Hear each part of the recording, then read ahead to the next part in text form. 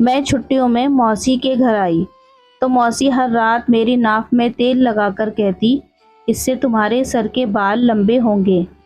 तेल लगाते ही मुझे नींद आ जाती और जब आधी रात को आँख खुलती तो मौसी का बेटा मेरे पाँव वाली साइड पर बैठा रो रो कर कह रहा होता, मुझे माफ़ कर दो, मैंने ये गुनाह अपनी माँ के कहने पर किया है। मुझे कुछ समझ नहीं आ रहा था। एक रात मैंने वह तेल न लगाया। कुछ देर गुजरी थी कि अब मैं अपने माँ बाप की इकलौती बेटी थी। मेरी माँ का बचपन में ही देहांत हो गया था। मैं अकेली थी। घर में पापा के सिवा मेरा कोई नहीं था और पापा के बाद अगर कोई मेरा अपना था तो वो मेरी मौसी थी, जो मुझसे बहुत प्यार करती थी। अपने बच्चों से बढ़कर वे मुझे चाहती थी। मैं अक्सर मौसी को छेड़ती थी कि वे मुझसे ज़्यादा प्यार ज़रूर किसी लालच में करती है, जिस पर मौसी नाराज़ हो जाती थी और कहती, मुझे तुम क्या समझ रही हो बेटी, और ये कहकर मुझे गले लगा लेती थी, क्योंकि मौसी भी जानती थी मैं बस उनको तंग करती हूँ, पर वो ज़्यादा नाराज़ नहीं होती थी। मैं बड़ी मेहनत से उनको मनाती थी। मेरे पापा काफ़ी अमीर थे। उनकी फैक्ट्री थी जिसमें उन्होंने बहुत सारे नौकर भी रखे हुए थे।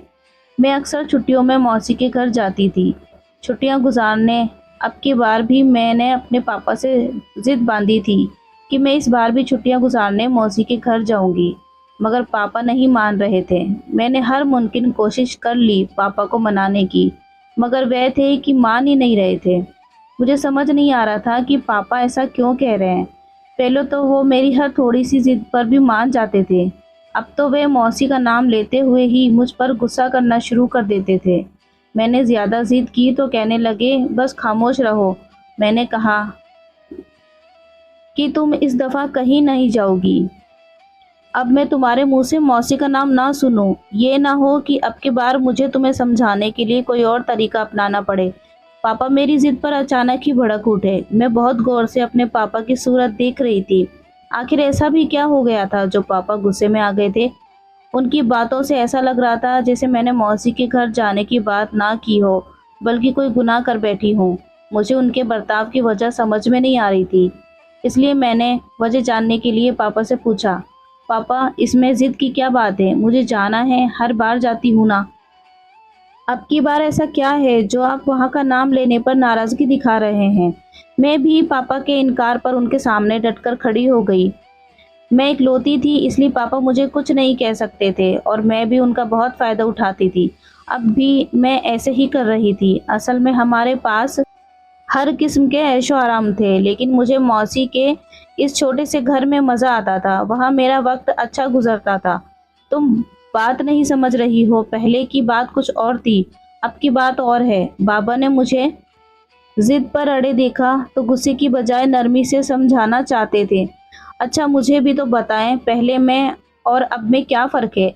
मैं दोनों बाजू सीने पर बांध कर उनके सामने खड़ी होती हुई बोली, जिस पर पापा ने मुझे बहुत गुस्से से देखा था। बेटा पहले तुम छोटी थी और अब तुम्हारी मौसी के बच्चे भी छोटे थे, मगर अब सब बड़े हो गए हो और आजकल जो हालात चल रहे हैं उनमें डरा हुआ रहता हूँ। मुझे अपने साये से भी भरोसा नहीं है। जब मैं जाऊँगा तब तुम मेरे साथ चली जाना, लेकिन अभी अकेले नहीं जा सकती। और वैसे भी वह लोग इतने भी अच्छे हालत से नहीं गुजर रहे कि तुम्हारी भी मेहमानदारी कर सकें। दौलत हमारे पास है, उनके पास नहीं, इसलिए दूसरों पर बोझ नहीं बनना चाहिए। अब तुम बच्ची नहीं हो, समझदार हो। लोगों पर इतना अंधा भरोसा करना अच्छी बात नहीं। वे तुम्हारी मौसी है, तुम्हें प्यार करती है, लेकिन आदमियों की फितरत से तुम अभी वाकिफ नहीं हो, इसलिए अच्छा नहीं लगता यूं किसी के घर जाकर रहना। पापा ने मुझे एक बार फिर से प्यार से समझाया था, मगर मैं जिद करके उनके सामने खड़ी थी। तो क्या बड़े होने से रिश्ते बदल जाते हैं? पापा रिश्ते तो वही रहते हैं ना। पापा आप इतना ना सोचो। मौसी बहुत अच्छी है और मुझसे बहुत प्यार करती है। मुझे भी उनसे बहुत प्यार है। पापा प्लीज़, मैंने कोई गलत फरमाइश तो नहीं की है जो आप इस तरह मुझ पर रोक टोक कर रहे हैं। मैंने उनके पास बैठकर अपने हाथ पापा के गले में डालते हुए कहा, तो पापा ने मेरे सामने हथियार डाल दिए और मुझे जाने की इजाज़त दे दी। मैं उनके इजाज़त देने पर खुशी से उछल कूदती अपने कमरे में जाने की तैयारियां करने लगी। इस दौरान मेरे पापा कमरे में आकर फ़िक्रमंदी से मेरे पास बैठे हुए मुझे देखते रहते थे। मगर मैं पापा की फ़िक्र ना समझते हुए अपनी खुशी में मगन अपनी चीज़ें बैग में रखती रही। फिर कुछ ही देर में पापा ने अपने नौकर से कहा, तो वे मुझे मौसी के घर ले गया। मौसी के घर जाने की खुशी ने मुझे पागल सा कर दिया था। मैं हंसती मुस्कुराती मौसी के घर की तरफ रवाना हो गई थी। मैं जब मौसी के घर पहुंची तो मेरी मौसी बेचैनी से मेरा इंतज़ार कर रही थी। दरवाजे के पास ही खड़ी थी। मुझे अपनी मौसी की ये आदत बहुत अच्छी लगती थी। वे मेरा इंतज़ार बहुत बेसब्री से करती थी। जब मैं गाड़ी से उतरकर उनकी तरफ बढ़ी तो मेरी मौसी ने मुझे बड़े प्यार से अपने गले लगाया और मेरा माथा चूमते हुए मुझे अपने साथ अंदर ले आई। सब ही मुझसे बड़े अच्छे से मिलते थे। मैं उनका इस कदर प्यार देखकर खुश हो गई थी। मुझे इसलिए तो यहाँ आना इतना पसंद था। कितने अच्छे थे सब, और पापा न जाने क्या क्या सोचते फिर रहे थे। मैंने दिमाग से ये बातें निकाल दी। मौसी कहने लगी, अच्छा हुआ बेटा तुम आ गई। मैं तो बेसब्री से तुम्हारा आने का इंतज़ार कर रही थी। मेरी मौसी ने मेरे सर पर हाथ रखते हुए मुस्कुरा कर कहा, कैसी हो बेटा? तो मैं भी जवाब में मुस्कुरा दी और कहा, अच्छी हूँ। मेरी मौसी के दो बच्चे थे, एक बेटी और एक बेटा। बेटी की शादी हो चुकी थी और बेटा अभी कुंवारा था। मौसी ने खाना मेरी पसंद का बनाया था। मुझे बड़ी खुशी हुई थी। मैं मेज पर अपनी पसंद का खाना देखकर खुश हो गई थी। खाना खाने के बाद मैं मौसी के साथ अपने कमरे में आई और अपने कपड़े निकाल कर बदलने लगी। जब मौसी दोबारा मेरे कमरे में आई थी तो कहने लगी, क्या हुआ, कोई बात हुई है क्या? यूँ खामोश क्यों हो मेरी बच्ची? मैं कपड़े बदल कर बेड पर बैठी थी। जब मौसी कमरे में आई थी, मुझे बेड पर खामोश बैठे देखकर मौसी ने फिक्रमंदी से पूछा था। मैंने कहा, नहीं मौसी, कमरा तो अच्छा है, बस ऐसे ही थक गई हूँ ना, इसलिए शायद। तो मौसी मेरे पास ही बैठ गई और फिक्र से बोली, हाँ सफ़र भी ज़्यादा था ना, इसलिए थक गई होगी। चलो लेट जाओ, मैं तुम्हारे लिए चाय बना कर लाती हूँ, फिर तुम्हारी नाक में तेल लगा देती हूँ, तुम्हें अच्छा लगेगा। मौसी मुझे नरमी और प्यार से कहती उठकर चली गई। उनके जाने के बाद मैं आराम से लेट गई और कमर सीधी करने लगी। मैं सोच रही थी, अगर पापा इस वक्त मौसी के मेरे लिए मोहब्बत देखते तो मेरी किस्मत पर खुश होते, और न जाने उनको अजीब किस्म के वहम क्यों आते हैं। अभी मैं सोच में ही गुम थी जब कुछ ही देर में मौसी हाथ में चाय का कप लिए मेरे कमरे में दाखिल हुई। तब मैं हल्की सी नींद में जा चुकी थी। मौसी की आवाज़ पर सीधी होकर बैठ गई और उनको देखकर मुस्कुरा दी। तुम्हारे पापा नाराज़ तो नहीं हुए यहाँ आने को लेकर? मौसी ने मुझे चाय पीते देखकर हल्के से पूछा। तो मैं उन्हें देखकर शर्मिंदगी से सर झुका गई। अब आखिर मैं उनको क्या बताती कि पापा मुझे यहाँ आने ही नहीं दे रहे थे, और मैं आज जिस तरह यहाँ आई हूँ ये मैं ही जानती थी, पर मौसी को मैं ये बता न सकी। उनके सामने मैंने सर झुका दिया और जल्दी से बात बदल दी। नहीं मौसी, पापा ने क्या कहना था, उनकी इजाज़त के साथ यहाँ आई हूँ, वरना आपको क्या लगता है अगर पापा इजाज़त ना देते तो मैं यहाँ आती? वैसे मौसी, आप भी अजीब किस्म की हैं। पापा मुझे अब कभी यहाँ आने के लिए नहीं रोकते। आप हैं कि कितनी अच्छी हैं। मैंने बात पलट दी, लेकिन दिल में ख्याल आया, पापा मुझे यहाँ आने ना देना और मौसी का इस तरह पहली बार ये सवाल पूछना, क्या कोई ऐसी बात थी जो पापा और मौसी के बीच हुई जिनका मुझे अंदाज़ा नहीं था? मैंने चाय ख़त्म करके कप सामने मेज पर रखकर सिर झुकाकर शर्मिंदगी से झूठ बोला था। अब उनको क्या बताती कि पापा कितना भड़क रहे थे मेरे यहाँ आने पर। मेरे झूठ पर मेरी मौसी का चेहरा खुशी से दमक उठा था। मैं नहीं जानती थी कि पापा मुझे क्यों रोक रहे थे, मगर ये बात मौसी को बताकर उनका दिल नहीं दुखाना चाहती थी। लेकिन मैं अब बच्ची तो नहीं रह गई थी, अब समझदार थी। मुझे कुछ अजीब लग रहा था, लेकिन वे क्या था मैं समझने की कोशिश कर रही थी। मुझे यहाँ आए दूसरा दिन था जब मेरी मौसी मेरे कमरे में आई। उनके हाथ में तेल था। वे तेल मेरे लिए लाई थी और बोली, आओ बेटा, तुम्हारी नाक में तेल लगा दूँ। मैंने हैरत से मौसी को देखा। अभी कल ही तो लगाया था उन्होंने तेल। कल मैं इतनी थकी थी, मुझे लगा थकान दूर करने के लिए लगाया है, लेकिन आज तो थकान नहीं है, फिर ये सब क्यों? मैंने दिल में सोचा और पूछा, ये किस लिए मौसी? मेरे सवाल पर मौसी हल्के से मुस्कुरा दी और बोली, बेटा, इस तेल से तुम्हारे बाल लंबे होंगे और नींद भी अच्छी आएगी।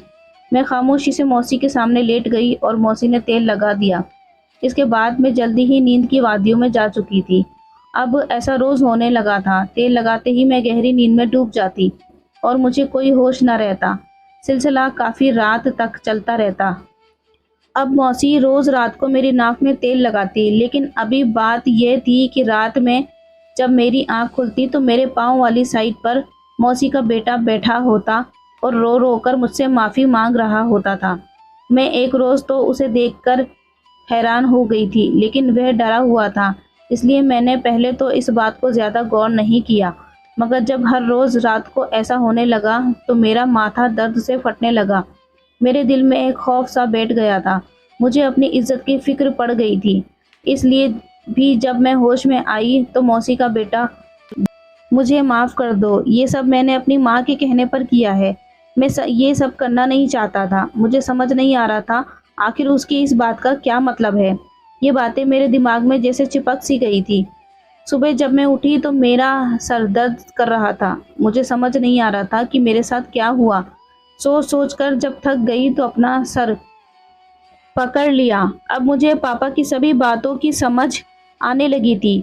पता नहीं ये सब वहम था या मेरे दिमाग का फितूर। इस राज से पर्दा तो उठाना ही था अब, लेकिन इस राज को जानने की शुरुआत मैंने अपनी मौसी से ही की थी, क्योंकि उनके बेटे के मुंह से ये बात सुनकर हैरान थी, क्योंकि वह ये कह रहा था मैंने ये सब अपनी माँ के कहने पर किया है। मैं अजीब सी उलझन में फंस गई थी। क्या जो मुझे नज़र आ रहा था वह सब धोखा था या यही हकीकत थी जिसे मैं मानने को तैयार नहीं थी? क्या वाकई इतनी मोहब्बत करने वाली मौसी कुछ गलत सोच रही थी? नहीं, ज़रूर कोई और वजह है। मैं उनका शिकार हो चुकी थी। क्या हुआ, मेरा बच्चा इतना उदास क्यों बैठा है? सब ठीक तो है ना? अगर कोई बात परेशान कर रही है तो बता दो। बताने से दिल हल्का होता है। मैं छत पर खामोशी से बैठी अपने साथ होने वाले वाक़ये को सोच रही थी जब मेरी मौसी छत पर आई और मेरे पास बैठकर बड़े प्यार और लाड से मेरे सर पर हाथ रखते हुए बोली थी। शायद उन्होंने मेरी चुप्पी से बहुत कुछ अंदाज़ा लगा लिया था। जो मैं सोच रही थी, उनको मेरी इतनी फिक्र है, वे मुझसे कितना प्यार करती है, भला वे मेरे साथ कुछ गलत कैसे कर सकती थी? मैंने अपनी सोच को रद्द कर दिया और मौसी को देखकर कहा, बस वैसे ही आज मौसम अच्छा था तो मैंने सोचा कुछ देर छत पर जाकर मौसम के मज़े लिए जाएं, इसलिए मैं यहाँ आ गई। मैंने मौसी का हाथ पकड़ा और आहिस्ता से दबाते हुए तसल्ली दी, तो जैसे उनका रुका हुआ सांस दोबारा चलने लगा। मैंने महसूस किया था कि उनके चेहरे पर अजीब सी मुस्कुराहट बिखर गई थी। मैं खामोशी से उनके चेहरे के उतार चढ़ाव देखती रही। थोड़ी देर बाद मौसी उठकर नीचे चली आई तो मेरी सोच का रुख फिर इसी तरफ मुड़ गया। मेरी मौसी का नाक में तेल लगाना, इसके बाद मेरा नींद में चले जाना और रोज़ मौसी के बेटे का कमरे में वही बातें दोहराना।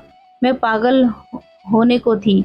दिल कह रहा था घर वापस चली जाऊं। पापा ने भी फ़ोन किया था, लेकिन अब मैं हकीकत जानना चाहती थी, इसलिए जाने का इरादा रोक दिया और सोचने लगी कि अब मैं क्या करूं और कैसे पता करूं कि मौसी के बाद उनका बेटा मेरे कमरे में आकर मेरे साथ क्या करता था और उनकी इस बात का क्या मकसद था। जो रोज़ कहता था अगर मौसी से कुछ कहती तो बदनामी मेरी भी होती, इसलिए डर से उनको ना कुछ कहती। मेरी सोच भटक भटक कर रात वाले किस्से पर जा रही थी। अपनी जगह से उठी और आहिस्ता से चलती छत से नीचे चली आई थी। जब मैं छत से उतरकर अपने कमरे की तरफ जा रही थी तो सामने से मौसी का बेटा आता हुआ नजर आया था। उसकी नज़र जैसे ही मुझ पर पड़ी, उसकी नज़रें झुक गई थी। वह मेरे पास से गुजरा, मगर उसने मेरी तरफ देखा तक नहीं था। उसकी इस हरकत पर मैं और उलझती गई। रात को मेरे कमरे में आने वाला शख्स सारा दिन सामने न आता, और अगर आ जाता तो नजरें न मिलाता, कोई गुनाह करके बैठा हुआ हो जैसे। आखिर ये सब क्या था? ये मेरे साथ क्यों हो रहा था? मुझे समझ नहीं आ रहा था। मैं अपने दुखते सर को दबाते हुए वहीं बैठ गई थी। इतना सोचने के बाद भी मुझे एक भी बात समझ में नहीं आ रही थी। मैं हौसला करके अपने कमरे में आई। मैंने वहीं बैठे बैठे एक इरादा किया और उसे पूरा करने के लिए रात का इंतज़ार करने लगी। शाम हुई तो मैं नहा धोकर कमरे से बाहर आई तो घर के सब लोग बाहर बैठे खाना खाने की तैयारी कर रहे थे। मुझे आता देखकर मेरे मौसा जी ने मुस्कुराकर कहा, आओ बेटी। मैं चलती हुई मौसी के पास वाली कुर्सी पर बैठ गई। आज मैंने हमेशा की तरह मेज पर खाना लगाने में मदद नहीं की थी, बल्कि खामोशी से बैठी थी। मुझे अब लगने लगा था कि मौसी का बेटा मेरी इज्जत का लुटेरा है। मुझे उस शख्स को देखते ही गुस्सा आ जाता था, मगर मैं खुद पर काबू रखती थी। चेहरे पर मुस्कुराहट सजाए बैठी थी। मैं एक बात समझ गई थी कि समझदारी बरतकर ही मुझे सच का पता चल सकता था, इसलिए मुझे उन सब के साथ अच्छा ही बनकर रहना था। मेरा खाना खाने का थोड़ा सा भी दिल नहीं था, मगर सबको दिखाने के लिए बुरे दिल से खाना खाने लगी थी। बेटा, तुम्हारी तबीयत तो ठीक है ना? मतलब कोई चक्कर वक्कर तो नहीं? तो मैंने अभी पहला निवाला ही मुंह में रखा था जब मेरी मौसी ने मेरे पास बैठी हुई राजदराना अंदाज में पूछा था, जो मैं अपने ध्यान में खाना खा रही थी। मौसी की बात पर नासमझी से उनको देखने लगी। मुझे उनकी बात का मतलब ही समझ में नहीं आ रहा था, इसलिए मौसी से पूछ लिया, क्या मतलब मौसी? मेरी तबीयत को क्या होना था? भला मेरी आवाज़ इतनी ऊंची थी कि पास बैठे मौसा और उनका बेटा सुन लेते। इतनी ज़ोर से बोलने पर मौसी झटपटा गई थी और मैं घबराकर अपने बेटे और पति की तरफ देखा, मगर वे खाना खाने में मगन थे, जिस पर मौसी ने चैन की सांस ली। नहीं बेटा, मेरा मतलब था कि कल से तुमने ठीक से खाना नहीं खाया, इसलिए कमज़ोरी से चक्कर तो नहीं आ रहा। मौसी के लहजे में लड़खड़ाते हुए मुझे मामला गड़बड़ लग रहा था। नहीं मौसी, मैं बस ठीक हूँ, मुझे सर दर्द हुआ था। वे अब ठीक है और खाना छोड़कर अपने कमरे में चली गई। मैं अब मौसी का इंतज़ार करने लगी थी। कुछ देर ही हुई थी कि मौसी दरवाज़ा खोलकर अंदर आ गई और सीधा मेरे पास आकर रुकी। मौसी ने मेरी नाक पर तेल लगाया और खामोशी से मेरे कमरे से निकल गई। उनके जाते ही मैंने जल्दी से अपने नाक पर लगा तेल साफ किया, मगर साफ करते करते भी मैंने बेहोशी में जाते जाते खुद को बड़ी मुश्किल से संभाला, मगर संभालते हुए मैं बेड पर गिर गई थी। दोबारा मुझे जब होश आया तो वही मंजर था आंखों के सामने, जो इतनी रातों से नजर आ रहा था। मैंने अपने प्लान के फेल होने पर जी भर खुद को बुरा भला कहा था। मुझे मौसी के जाने का इंतजार ही नहीं करना चाहिए था। चुपके से साफ कर देती तो ये नौबत ना आती और मैं सब सच जान जाती, मगर अब क्या हो सकता था। मैंने मौसी के बेटे से कुछ पूछना चाहा, लेकिन वो कुछ न बोला, बस अपनी वही बात दोहराकर चला गया। मैं खामोशी से लेट गई। अब मैंने एक और तरीका सोचा था सच जानने का। मैंने सारा दिन बेचैनी से गुजारा था, मुझे रात का बेसब्री से इंतज़ार था। अब की बार मैंने ऐसा प्लान तैयार किया था जिसके फेल होने का कोई चांस ही नहीं था। खाना खाने के बाद मैं हमेशा की तरह उठी और कमरे में आ गई। रात काफ़ी हो गई थी। मौसी जैसे ही तेल लेकर मेरे कमरे में आई, पीछे से मौसा की आवाज़ पर मैंने उनके हाथ से तेल की शीशी लेते हुए खुशी से कहा, मौसी मैं लगा लेती हूँ, आप मौसा को चाय दे दो, वरना वो गुस्सा करेंगे। मेरी बात सुनकर मौसी ने बड़ी मिन्नतों के बाद मुझे वो तेल की शीशी पकड़ा दी। लगा लो, ठीक है। बाल देखो पहले से काफ़ी अच्छे हो गए हैं। वैसे भी भाई साहब अब तुम्हें वापस बुलाना चाहते हैं। घर जाकर पहले काम हो जाए तो अच्छा है। वे अजीब अंदाज में बातें करती जा रही थी। मैंने मौका पाते ही मौसी वाली शीशी से तेल निकालकर दूसरे तेल उसमें भर दिया और भाग कर बेड पर लेट गई। कुछ ही पल गुजरे थे कि मौसी फिर से मेरे कमरे में आ गई थी और मुझे सोता पाकर बड़ी एहतियात से मेरी कमीज़ उठाकर देखा था कि मैंने तेल लगाया है कि नहीं। मेरी नाक पर तेल लगा देखकर मौसी ने उस पर और तेल लगा दिया और कमरे से बाहर निकल गई। मैं खामोशी से अपनी जगह पर पड़ी रही। रात धीरे धीरे गुजरने लगी। तभी मेरी आंखों ने जो देखा, मुझे उस पर यकीन नहीं हो रहा था। मेरी सांस सीने में अटक गई थी। ये सब देखकर सुनकर मुझे अपने कानों पर यकीन नहीं हुआ जो मैं सुन चुकी थी। वे सच था। ऐसा कैसे हो सकता था? क्या लोगों के इतने चेहरे होते हैं? मैं हैरान रह गई थी। मुझे आज समझ आई थी कि मेरे पापा मुझे यहाँ आने से क्यों रोक देते थे।